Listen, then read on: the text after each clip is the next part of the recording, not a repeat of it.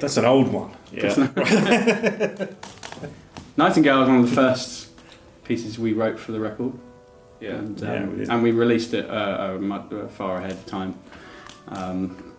Because we'd come out of the pandemic, we wanted to show people we had some new music on the boil, and this was a strong one. We felt that what needed to be heard. Yeah, that one was like from. I think that we both kind of came up with lyrics for that, so at different times or kind of worked together on it. Yeah. And it was like a kind of. Well, Ross will sometimes do a draft, then someone else will kind of rewrite it, or the other way around, or whatever. It's just always this kind of constant.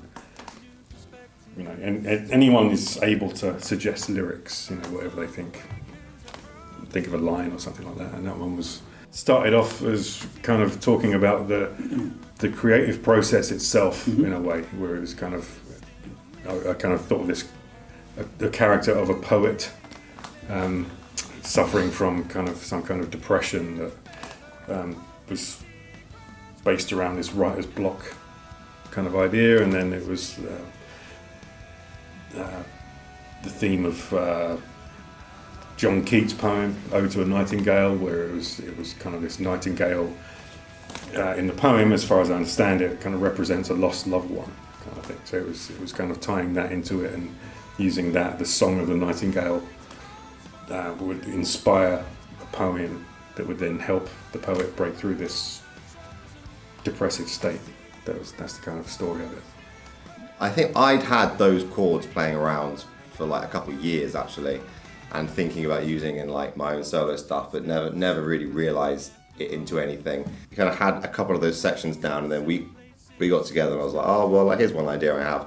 And we started to flesh that out into a full song, started to get some heavier sections, some sort of weird like polyrhythmic stuff, and we kind of fleshed out a song. No guitars at this point, as always, so we just handed a bunch of like MIDI and we're like, here you go, and then you and Charlie had to work out what the hell to play over it. But yeah, that kind of came to life, and I think when we wanted to get a single out, so soon after I was back into the band officially and like before going on tour, it felt like a natural choice. It was long-ish, kind of out there, but also sort of quintessentially Haken in a lot of ways too. Yeah. So it just seemed like this is a good first statement for like a first single back. And we didn't even know at the point if it'd end up on the album. I think we were just we pissed around quite a lot when we were making that song. I seem to remember. Yeah, it was very much like we did have a rule that like if we weren't falling on the floor laughing, we weren't quite doing it right. Yeah. So we'd tweak the rhythms until it was so ridiculous and be like, now we're falling on the floor laughing. Yeah, that's the one.